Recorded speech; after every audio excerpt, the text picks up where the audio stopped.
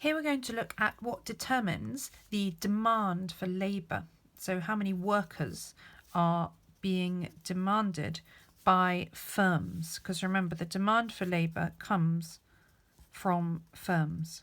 They want workers to be able to do things for them. The first one is the real wage. Real, we'll learn about this at a later date, but this means taking away the effect of inflation. But just putting that to the side for the moment, if you're talking about the wage, if the real wage is higher, so you have to pay your workers more, that will decrease the quantity demanded of labour. There'll be a lot less demanded because you'll have to pay each worker more. You could also think here, another example is if the national minimum wage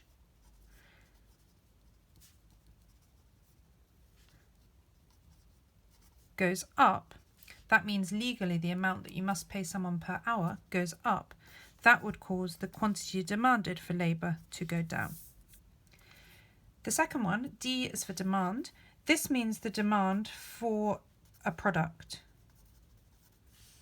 So for example, houses. Here we say that the demand for labour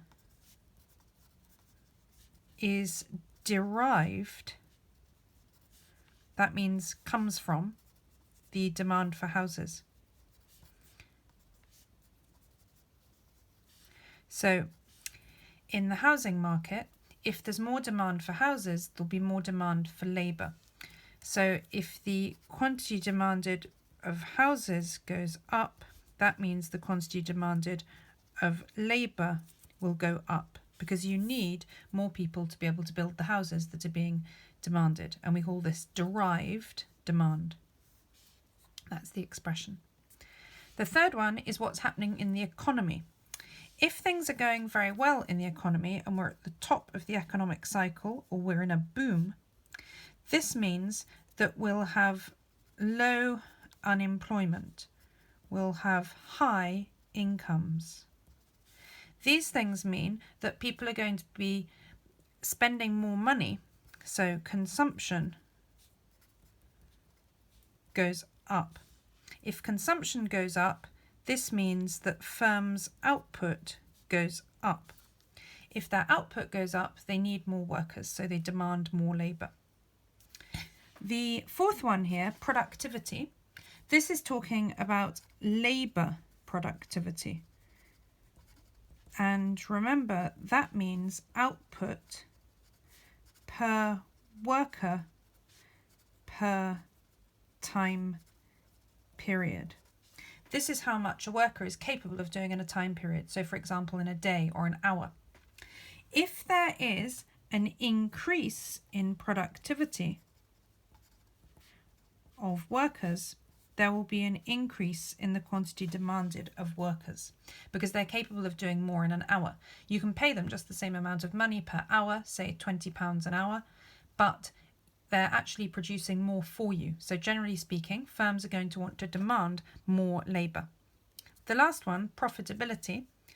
I'm going to mess this up and go up at the top. So if a firm has increasing profits,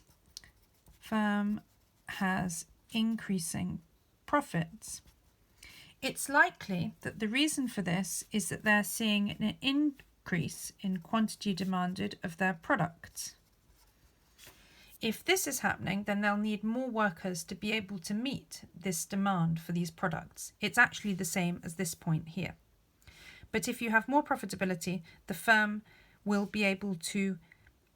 have to employ more workers to be able to supply these extra products that are being demanded. That's the main point that they want you to look at with the exam board. The fact that if they are more profitable, it's a sign that there's been an increase in the quantity demanded of their products, and that will lead to an increase in the demand for labour. You then need to work out some way to remember this little acronym, RDEPP.